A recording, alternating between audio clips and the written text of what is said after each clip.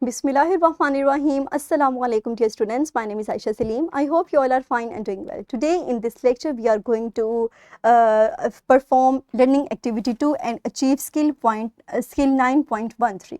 तो हमारे पास ये हमारे दो जो skills हैं या और learning activity है, इसको हम अपने previous SLO के अंडर कवर करेंगे, जिसमें हमने different factors की basis पे describe किया था कि how these factors affect the brightness of the bulb. The factors are number of batteries, number of bulb, type of wire, length of wire and thickness of wire.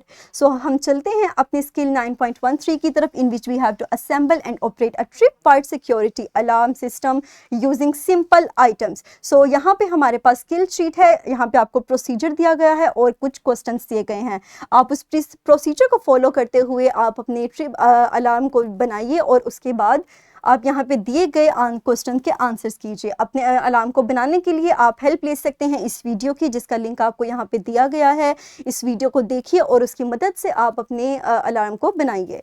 So next हम move करते हैं अपनी learning activity 2 की तरफ. सो हमारे पास यहाँ पर एक सिनेरियो दिया गया है कि you have to make 2 separate electrical circuit that are labelled as A and B.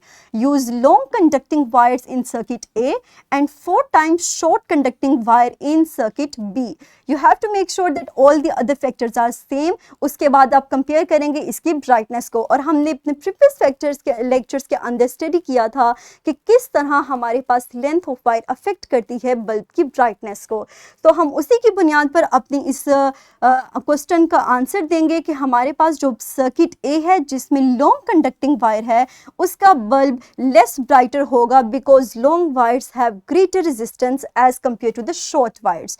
इसी तरह सर्किट बी जिसके अंदर शॉर्ट कंडक्टिंग वायर है वो ज़्यादा ग्लो करेगा क्योंकि इसकी रेजिस्टेंस कम होगी as compare to the circuit A. तो आप इसका आंसर लिख सकते हैं कि bulb in circuit A with long conducting wire will be less bright compared to the bulb in circuit B with short conducting wire because longer wires have more resistance that reduces the current flow and thus decreasing the brightness of the bulb. So longer wires के अंदर हमारे पास resistance ज़्यादा होती है जिसकी वजह से brightness affect होगी, जबकि short wires के अंदर चूंकि resistance कम होती है इसीलिए bulb की brightness ज़्यादा होगी. So dear students, ये था हमारा आज का lecture. मुझे उम्मीद है कि आप को इजीली ये समझ आ चुका होगा. सो इंशाल्लाह अपने अगले लेक्चर के अंदर हम अपनी डिफरेंट एक्टिविटीज़ के ज़रिए और माइंड मैप के ज़रिए अपने चैप्टर को, अपने तमाम टॉपिक्स को जो हमने इस चैप्टर के अंदर कवर किए हैं, हम उनको रिवाइज करेंगे. So dear students, next lecture तक अपना ख्याल रखिएगा. Thank you very much and अल्लाह हाफिज़.